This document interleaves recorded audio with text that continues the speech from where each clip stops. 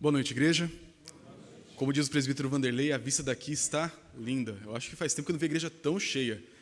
Eu só não espero que domingo que vem eu tenha uma tristeza de ver metade aqui não presente. Então, por favor, irmãos, sejamos frequentes na adoração ao nosso Deus aqui na casa do Senhor.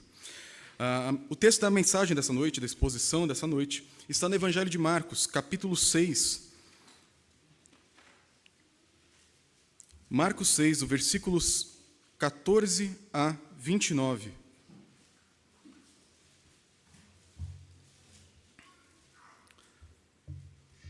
Marcos 6, do versículo 14 ao versículo 29. A palavra de Deus nos diz o seguinte: Chegou isto aos ouvidos do rei Herodes, porque o nome de Jesus já se tornara notório, e alguns diziam: João Batista ressuscitou dentre os mortos, e por isso nele operam forças miraculosas. Outros diziam: É Elias. Ainda outros: É profeta, como um dos profetas. Herodes, porém, ouvindo isso, disse: É João, a quem eu mandei decapitar, que ressurgiu. Porque o mesmo Herodes, por causa de Herodias, mulher de seu irmão Filipe, porquanto Herodes se casara com ela, mandara prender a João e atá-lo no cárcere. Pois João lhe dizia: Não te é lícito possuir a mulher de teu irmão. E Herodias o odiava, querendo matá-lo, e não podia, porque Herodes temia João, sabendo que era homem justo e santo, e o tinha em segurança, e quando o ouvia, ficava perplexo, escutando de boa mente. E chegando um dia favorável, em que Herodes, no seu aniversário natalício, dera um banquete aos seus dignatários, aos oficiais militares e aos principais da Galileia, entrou a filha de Herodias, e dançando agradou Herodes e aos seus convidados, os seus convivas. Então disse o rei à jovem: Pede-me o que quiseres e eu te darei. E jurou-lhe: Se pedires mesmo que seja metade do meu reino, eu te darei. Saindo ela, perguntou à sua mãe: Que pedirei? Esta respondeu: A cabeça de João Batista. No mesmo instante, voltando apressadamente para junto do rei, disse: Quero que sem demora me des num prato a cabeça de João Batista. Entristeceu-se profundamente o rei. Mas por causa do juramento e dos que estavam com ele à mesa, não lhe a quis negar. E enviando logo o executor, mandou que lhe trouxesse a cabeça de João, e ele foi e decapitou no cárcere, e trazendo a cabeça num prato, a entregou à jovem, e esta, por sua vez, à sua mãe.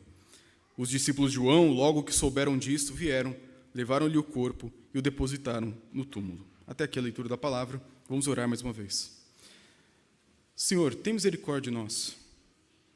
Fala conosco, nos instrui, nos edifica, nos exorta, nos consola através da Tua palavra, Pai. Fala no nosso coração de tal forma que a Tua palavra seja viva, aplicável a cada um de nós, Pai.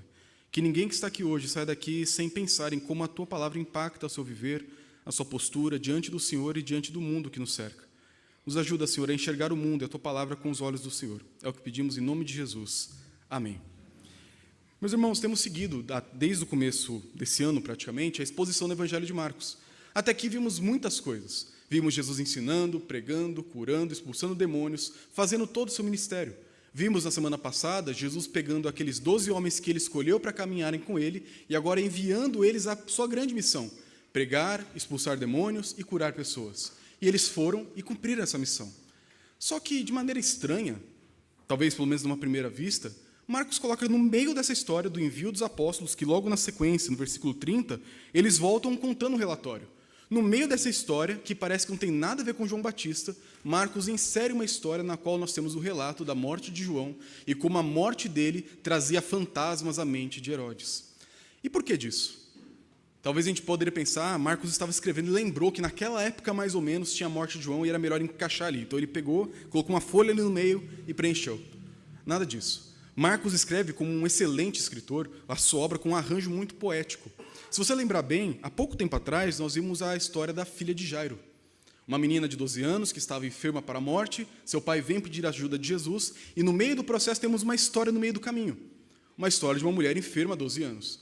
Passa-se a história daquela mulher e voltamos para Jairo. Temos aqui como se fosse um sanduíche, né? Temos Jairo, a mulher e Jairo. Agora nós temos a mesma coisa. Porque Marcos quer nos ensinar o seguinte: esse contexto geral, no caso de Jairo, a cura de sua filha, só é possível porque o Jesus que vai curar a filha é o Jesus poderoso para curar até mesmo com as vestes. Agora, o Jesus que envia os discípulos capacita eles e vão trazer um relatório, mostra que a missão da igreja é permeada de sucesso. Sim, muitas vezes, mas também de perseguição e sofrimento, por causa da história de João Batista. Se nós prestarmos atenção na leitura, a gente vai perceber, lá no versículo 17, que Marcos vai fazer um flashback para a gente.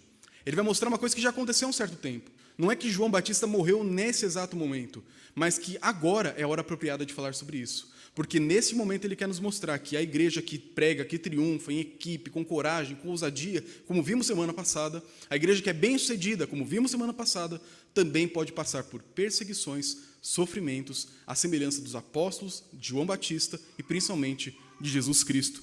Por isso eu quero mostrar a partir desse texto como que deve ser o caráter da nossa pregação e como que a reação à pregação pode ser extremamente variada. Eu espero que não essa noite. Eu espero que ao final dessa mensagem, cada um aqui tenha uma postura diferente da de Herodes, diante da pregação da palavra, diferente do que ele teve diante de João Batista. O texto vai começar nos mostrando, versículo 14 a 16, o nosso contexto. Nós vimos então que Jesus chamou os apóstolos e enviou eles. E depois que eles saíram para pregar, anunciar o evangelho, expulsar demônios e curar pessoas, o texto diz o seguinte: chegou isto o quê? O ministério de Cristo, o ministério dos apóstolos, aos ouvidos do rei Herodes. Porque o nome de Jesus já se tornara notório, Jesus ficou famoso. E algumas opiniões começaram a surgir sobre esse homem que despontou no meio da sociedade.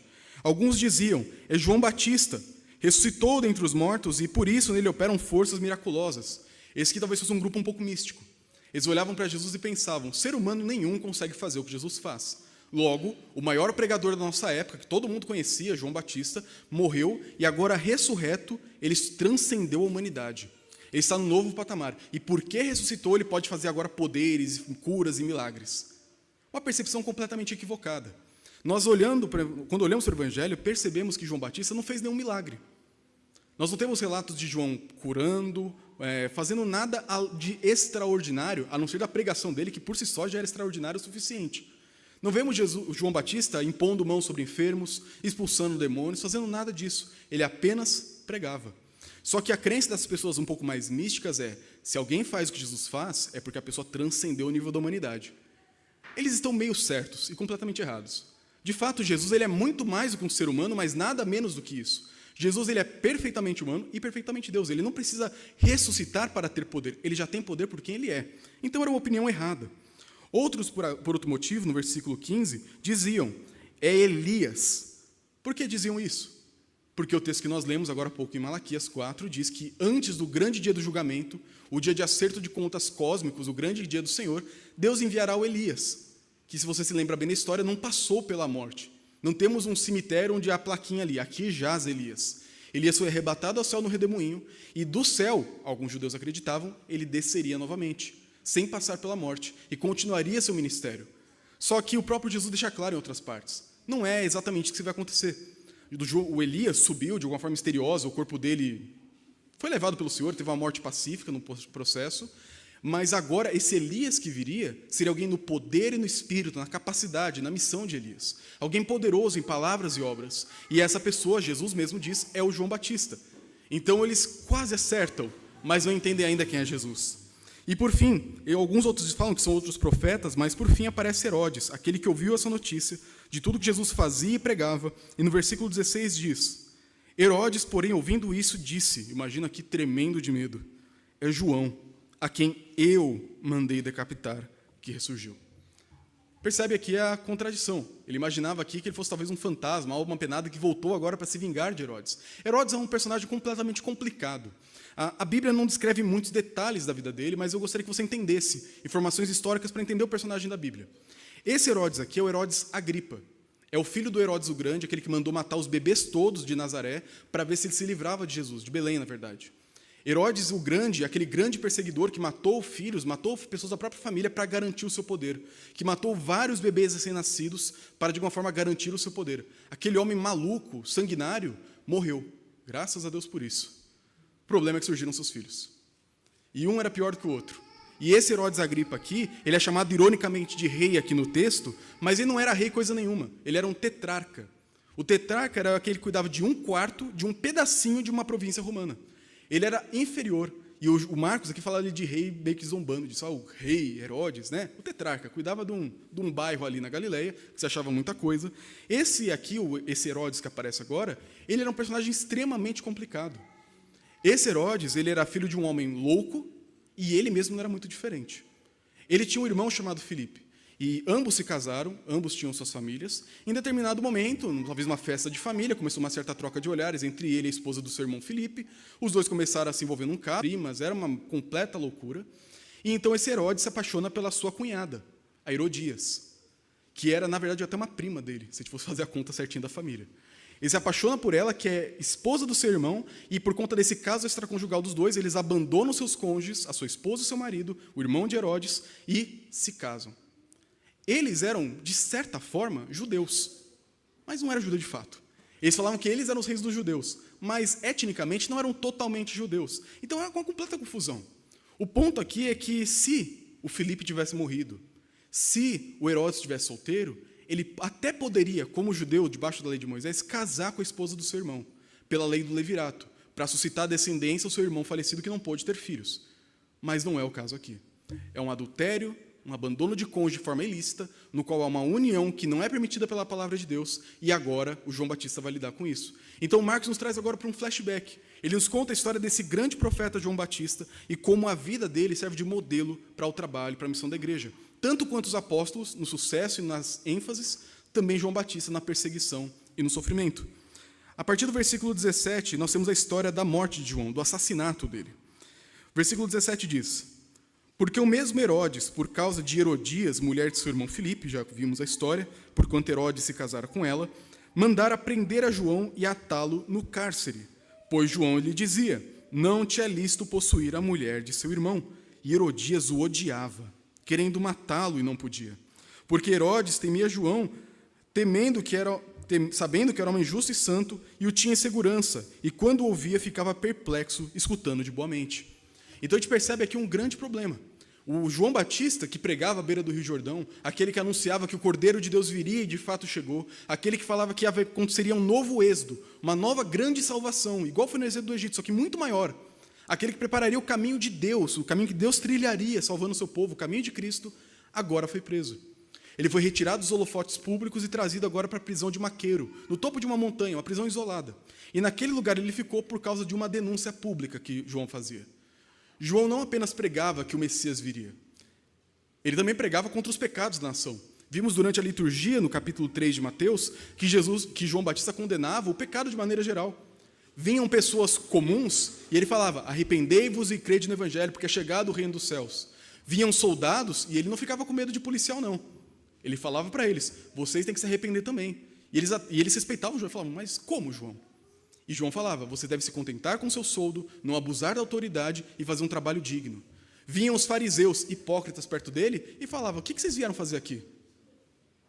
Querem aqui pagar de religioso, dar um aval à minha pregação igual todo mundo faz? Vocês são uma raça de víboras, filhos de Satanás, é isso que quer dizer. Filhos da serpente do Éden. Vocês são mentirosos, enganadores. Vocês querem enganar quem? Querem enganar Deus? Falando que são filhos de Abraão? Se Deus quiser, ele pega esse pedaço de pedra aqui e faz virar um filho de Abraão.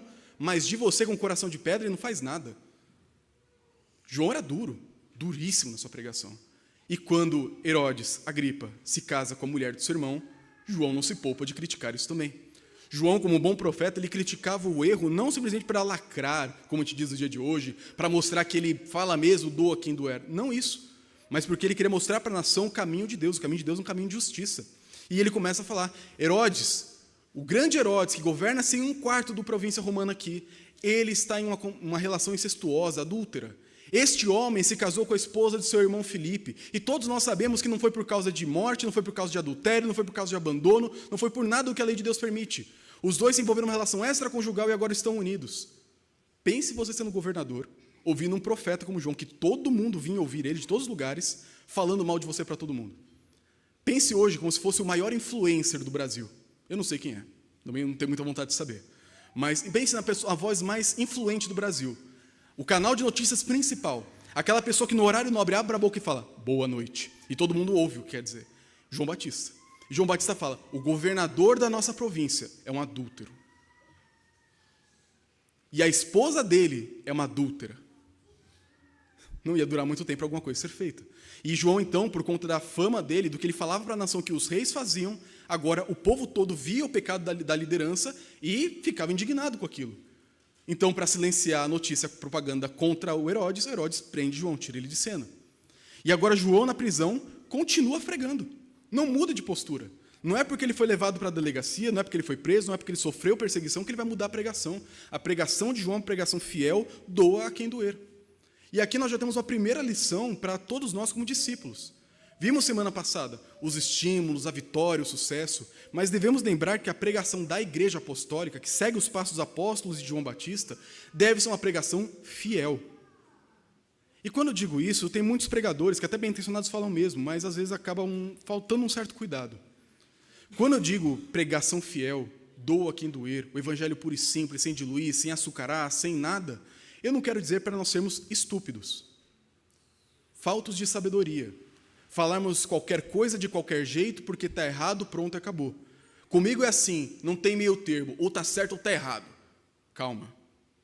Você deve ter essa postura internamente, com certeza. Nós não devemos ser relativistas com pecado, com erro, com nada, de forma alguma.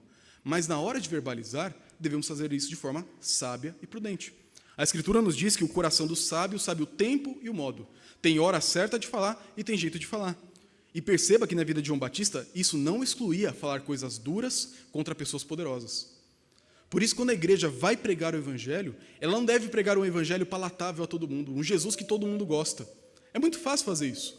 É só falar que Jesus ama, que Jesus perdoa, que Jesus aceita, que Jesus não desprezava as prostitutas, os bandidos, os ladrões. Jesus, ele andava com essa turma, todo mundo gosta de falar disso. Mas quando Jesus mandava a mulher adúltera ir e não pecar mais, essa parte ninguém lembra. Na parte que Jesus recolhia os pecadores para si e falava, agora você tem que comer a minha carne e beber o meu sangue para ter parte comigo, ou seja, uma devoção completa e íntima comigo, o pessoal ia embora. Na hora que ele dava pão e alimentava os famintos, oh, que maravilha, semana que vem falaremos disso. Mas na hora que ele fala, você tem que comer da minha carne, tem que levar a sério o que eu estou falando, vai todo mundo embora. Só querem pão, só querem sustento.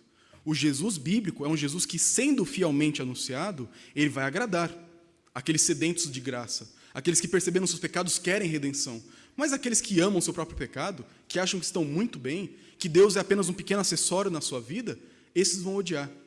E paciência, faz parte da missão da igreja também ser odiado.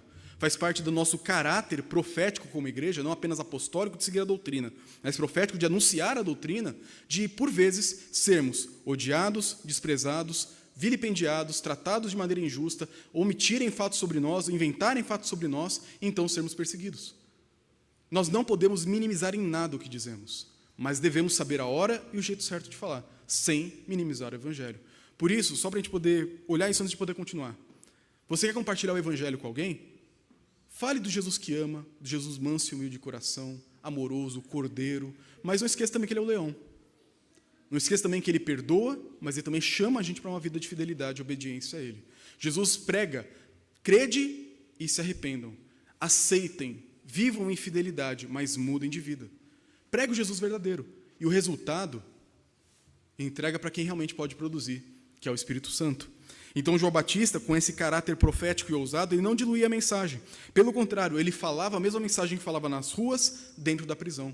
E isso deixou a Herodias profundamente possessa de raiva. E aqui, perceba, ela queria matar João, mas não podia. Então, imagina o quanto de vezes que essa mulher tentou matar João. Chegava talvez para o guarda e falava assim, quando que é a próxima refeição do João? Ah, vai ser daqui 3 horas. Por favor, ó, põe isso aqui, ó, esse temperinho novo aqui que eu trouxe lá do Oriente para o João comer. Na hora que for fazer a troca da guarda, me avisa. Eu quero ir lá dar um abraço no João, com uma faca na minha mão. Quando todo mundo for dormir, tranca o corredor. Deixa eu ter uma conversa séria com ele. Aqui, imagina o João, talvez fraco, debilitado, talvez até magro de fome. Ele comia gafanhotos e mel, né? Quem engorda comendo gafanhoto e mel? Então, o João que não teria talvez força para se defender. Mas toda vez que ela tentava matar João, silenciar aquele profeta, Herodes intervinha. E talvez a gente poderia pensar, isso sim que é uma postura. É isso que a gente tem que fazer, a gente tem que proteger os profetas. Mas olha o que o Herodes fazia. Ele protegeu João, livrava ele da morte várias e várias vezes. Ele ouvia o João, versículo 20 diz, ele temia o João, sabendo que era homem justo e santo, e o tinha em segurança. E quando o ouvia, ficava perplexo, escutando de boa mente. E se a gente parasse por aqui e falasse assim, sejamos como Herodes. que honram homens de Deus, ouvem a sua palavra com temor e santa reverência, que ficam maravilhados com a pregação. Não é verdade? Mas perceba que isso não é suficiente. O Herodes nos mostra, através desse texto, um arquétipo de pessoa, uma personalidade extremamente comum, ainda mais na igreja. E ainda mais em um país dito cristão, que é o arquétipo, é a personalidade da pessoa que gosta da fé, gosta da Bíblia, gosta da igreja, gosta do Evangelho, mas não muda. Não leva às últimas consequências. Talvez poderia perguntar para Herodes: Herodes, me diz aí, o top 3 sermões do João Batista. Aí fala: meu irmão, teve uma vez que o João Batista ele pregou para um bando de fariseus, raça de víboras, não sei o quê. Rapaz, aquele dia, eu fiquei sabendo daquela pregação, eu nunca mais esqueci, marcou minha vida. Já pensou, bater de frente com os fariseus? Eu não faço isso, o João fez. Esse João é maluco, mas eu admiro esse cara, ele tem coragem. Não, eu lembro de uma outra vez, ele chegou para os guardas que foram até perto dele e falou: olha, você tem que se arrepender. Meu amigo, com espada na mão. E ainda falou: e se contentem com o que vocês recebem, não abusem da autoridade, não tinha nem câmera para ver se tinha abuso ou não, tinha muito abuso naquela época, e trabalhem direito. Meu amigo, eu queria falar isso para os meus guardas, eu não tenho essa coragem, vai que um deles se revolta contra mim e me mata durante a noite. Esse João, meu amigo, é meu pregador favorito. Se eu visse ele numa conferência da Fiel, numa conferência de pastores e líderes, eu ia querer tirar uma foto do lado dele e postar ali, hashtag meu pregador favorito. Ele tinha toda a estética que muitos cristãos têm hoje com o Evangelho.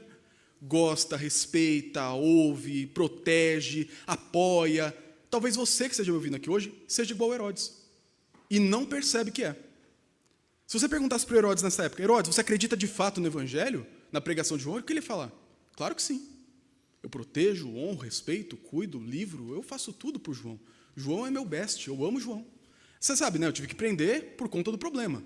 Mas assim, eu mesmo vou lá na prisão, os guardas me vendo lá naquele lugar podre, sujo e fedido, eu vou até lá continuamente para ouvir João pregar. Do tanto que eu respeito ele. Talvez os Herodes de hoje podiam falar: não, mas eu vou na igreja todo domingo. Acompanho os sermões pela internet, leio a minha Bíblia em casa, nossa, eu gosto do pastor Gunther, nossa, eu gosto do pastor tal, do Hernandes, do reverendo Felipe Fontes, eu gosto do Nicodemos, nossa, eu gosto desse aqui, eu gosto de tudo isso. Eu tenho na minha casa uma biblioteca com vários livros teológicos, eu tenho lá a pregação chocante do Paul Washer, me marcou, eu chorei, que nem um bebê quando vi aquela pregação. Se você não ouviu, ouça, tá? Pregação chocante do Paul Washer. Mas, enfim, tem um monte de cristão que tem toda a estética, toda a reverência, todo o apreço, toda a bagagem religiosa, mas não tem compromisso verdadeiro com Deus. E olha como isso aparece na vida de Herodes. Olha como o texto continua. Versículo 21. E chegando um dia favorável, não para João, mas para Herodias, em que Herodes, no seu aniversário natalício, dera um banquete a seus dignatários, aos oficiais militares e aos principais da Galileia, entrou a filha de Herodias, e dançando agradou Herodes e aos seus convivas. Então disse o rei à jovem: pede-me o que quiseres, e eu te darei. Nós percebemos agora um salto histórico. Nós temos um Herodes que ouvia, protegia e lutava por João. Mas chegou um dia propício para o mal. Um dia no qual Herodes faz um grande banquete, a única festa de aniversário mencionada na Bíblia, não sei se você sabe, mas o único lugar que fala de aniversário na Bíblia é aqui, nessa festa que é uma desgraça completa. E nesse grande aniversário de Herodes, ele chama todos os poderosos da nação, e naquele momento Herodias vê a oportunidade de se vingar de João. Aquele que humilhou ela na frente da nação, agora vai pagar o preço na frente de toda a nação. E aqui a gente tem uma história das mais horrendas da Bíblia. Porque, lembra da história? Herodes se casou com a esposa do seu irmão, o que por si só já seria algo absurdo. Agora, essa mulher traz a sua filha, possivelmente filha do Filipe, ou sabe-se lá quem, né? Traz a sua filha, que segundo pela história é chamada de Salomé. O historiador Joséfo, que viu um pouquinho depois da história, fala que era Salomé o nome dessa moça, que possivelmente era uma adolescente de 13, 14 anos, e bota a sua filha para dançar na frente de um mundaréu de homem velho. Generais, políticos, reis. E, gente, festa de descrente, você sabe como é que é. É bebida e promiscuidade. Ainda mais de poderosos descrentes. Se tivesse drogas naquela época como tem hoje, certamente não faltaria. Então, no meio daquela bagunça toda, naquele inferno a 4 paredes, Herodes ali possivelmente já torto de tanto beber, a Herodias bota a sua filha para dançar uma dança sensual. Pastor, mas onde diz uma dança sensual? Quando você bota uma moça para dançar no frente de um monte de homem, você espera o quê? O próprio contexto deixa claro. O tipo de dança que ela faria aqui, uma prostituta faria. Mas ela bota a sua própria filha para dançar e seduzir agora o padrasto dela. E todos os homens ali. Então a Salomé vai, dança, talvez com pouca roupa, talvez roupa nenhuma, talvez com roupa transparente, não sabe como ela dançou, mas certamente ela conseguiu o seu resultado. Herodes vendo aquilo, possivelmente já alto de vinho, ele então tem o ato de extrema tolice. Minha filha, vem cá. Gostei, hein? olha, é meu aniversário, mas o presente é todo seu. Me pede o que você quiser que eu te garanto, você vai ganhar. Quando ele fala até mesmo metade do meu reino, não é que literalmente ele faria isso, mas que assim, eu estou disposto a dar tudo. Pode pedir sem vergonha, que eu vou te dar, eu garanto. Eu quero te agradar, porque você me agradou. E aí a menina vai para sua mãe e fala, mamãe, o que eu peço? E aí Herodias nem pensa, a cabeça de João Batista. Mas não de forma qualquer, num prato do banquete. A minha sobremesa vai ser o sangue. A minha satisfação, aquela nota final do banquete que vai encerrar a festa para mim, é ver o sangue dos meus inimigos derramado na minha frente. Eu quero ver esse homem de Deus, esse Deus qualquer aí dos judeus, morto, humilhado. Eu quero que todo mundo veja o rosto desse homem na frente desse prato aqui, para ver o que eu faço com quem zomba de mim. E o que o Herodes faz? Vamos ver o texto? Versículo 26, um dos versículos mais contraditórios de toda a Bíblia. A gente entende a psique do Herodes aqui. Pediu a cabeça de João num prato. E aí, versículo 26, entristeceu-se profundamente o rei Herodes. Uau, profundo arrependimento, não é? Ficou triste, pensou, meu Deus, olha, o João, não. Salomé, você está louca. Você já sabe quantas lutei por este homem. Mas não é o que acontece. Assim como o rei Assuero, no livro de Esther, ficava bêbado continuamente, e fala para Esther, me pede o que quiser, até metade do reino que eu te dou, o rei Herodes faz a mesma coisa. É quase que uma reencenação do livro de Esther. Só que diferente da piedosa Esther que salvou o povo judeu, agora Salomé quer matar um dos líderes do povo judeu. Ela usa daquela oportunidade para fazer o mal. E Herodes, tendo uma profunda tristeza, um profundo sentimento, eu considero João demais. Mas, esse mas é terrível, mas, por causa do juramento e dos que estavam com ele à mesa, não lhe quis negar. Olha a postura de Herodes. Ouve, respeita, protege, conhece, tem autoestima, tudo, fica triste, mas não faz nada. É um completo banana. É alguém que tem tudo ao seu favor, para entregar-se a Jesus, entregar-se ao Cordeiro de Deus que João prega continuamente, e na hora que ele tem a oportunidade de dar um testemunho poderoso, talvez perceber o erro tremendo que ele está cometendo, o que ele faz? Se vê preso às suas próprias ideias erradas, a compromissos tolos que ele fez de maneira talvez equivocada, certamente equivocada. Esse Herodes é uma personagem que a gente olha e fica uma mistura de pena, raiva. É difícil sentir algum tipo de empatia por esse homem. Mas como disse agora há pouco, talvez aqui nós tenhamos vários Herodes. Várias pessoas que gostam, ouvem, respeitam, têm por alta conta, tudo mais. Mas na hora de assumir um compromisso corajoso, de falar, chega, eu errei até aqui. Eu não tive uma postura coerente com aquilo que eu gostava e ouvia dos profetas, que eu gostava e ouvia dos pregadores. Até aqui eu vivi no pecado, brincando com Deus, mas agora chega.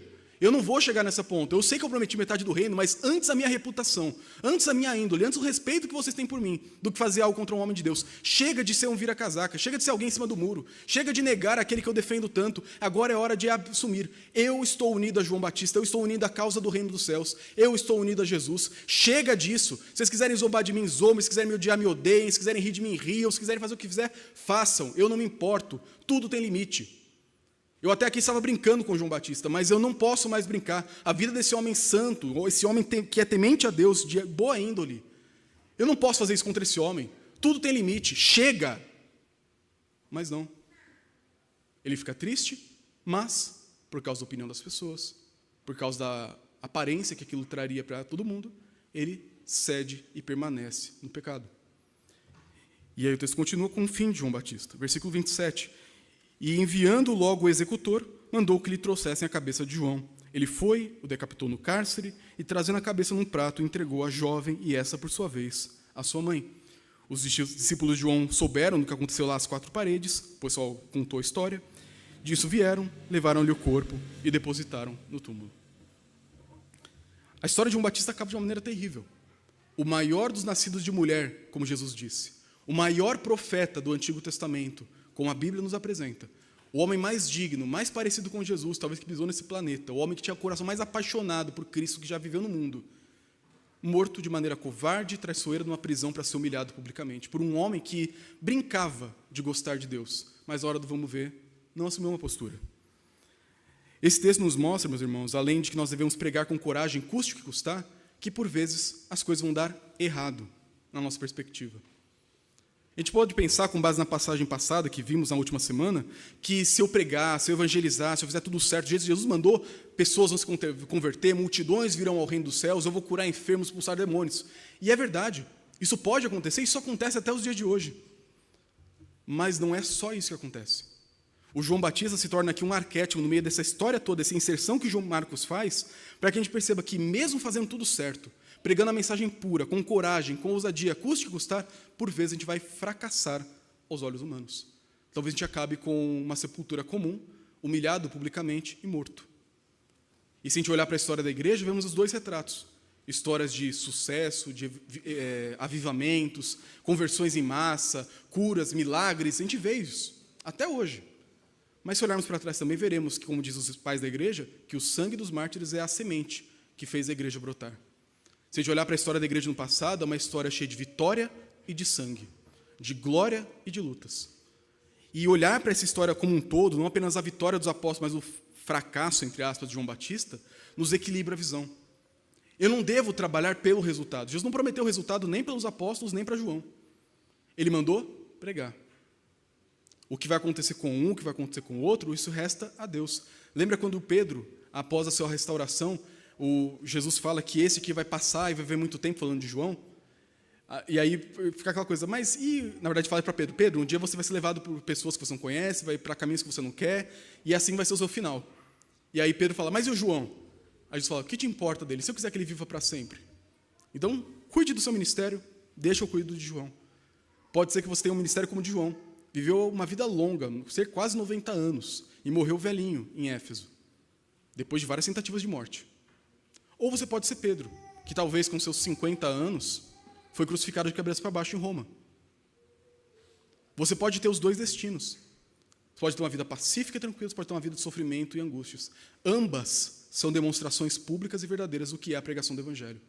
Nós não temos o direito de escolher. Deus, eu quero ser missionário, mas só se for esse lado aqui.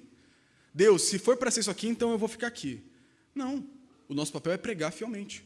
E o nosso destino, como nós honraremos a Deus com a nossa morte ou com a nossa vida. Paulo disse, vivemos ou morremos, vivemos para o Senhor. Cabe a Deus. O que cabe a nós é pregar com fidelidade, nos comprometermos com a missão que Deus nos deu, custe o que custar. Então, para a gente terminar a nossa exposição dessa noite, eu quero que você pense em duas perspectivas desse texto. Primeira, para você que é cristão, de fato. Talvez tenha suas dúvidas, mas você é cristão, é comprometido com Jesus, vive para Cristo, a sua vida inteira é marcada por Jesus e você transpira Cristo. Você é um cristão. Trabalhe e deixe o resultado na mão de Deus. João Batista, aos olhos humanos, morreu de maneira fracassada, abandonado e escondido. Mas Jesus diz, dos nascidos de mulher, ele era o maior. Deus sabe o que você vai ser ou não vai ser, o que você vai conseguir ou não vai conseguir. O que importa para você como cristão é pregar, anunciar, lutar, não desistir, não arredar nem que seja 30 centímetros da pregação fiel da palavra. Tenha coragem e deixe que Deus te conduza e te use como Ele quer usar. Seja no trabalho, seja na rua, seja na igreja, onde for. Faça o seu trabalho independente do resultado, porque Deus se garante disso. O restante, a pregação é com você. Mas a outra perspectiva é a perspectiva do Herodes. Eu queria que a gente terminasse aqui abrindo em Lucas 23, versículo 8. Onde esse mesmo Herodes vai aparecer de novo na Bíblia.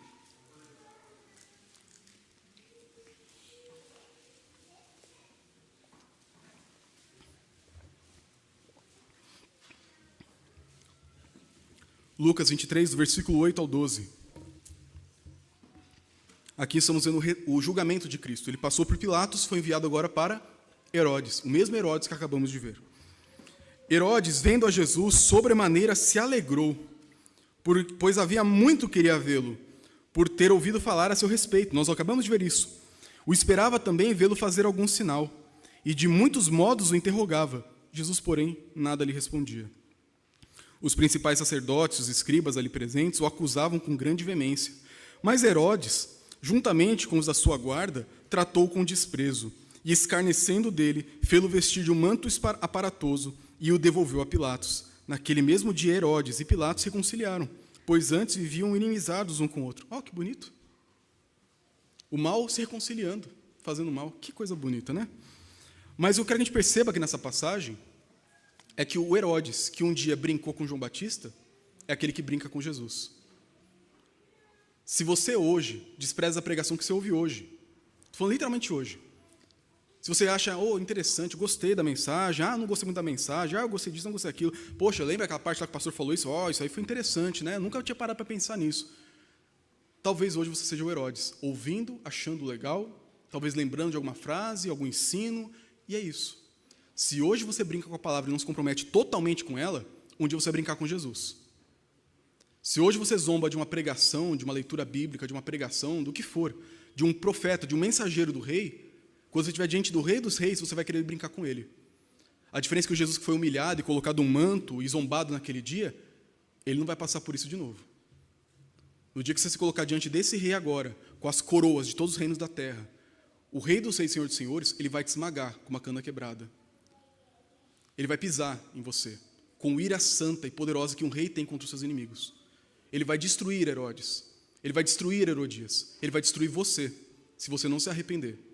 Porque hoje você brinca com a palavra, hoje você zomba, hoje você dá risada, hoje você leva na leveza, você leva até aqui tudo bem, daqui para cá eu não quero me comprometer com Jesus não. Um dia ele vai esmagar você.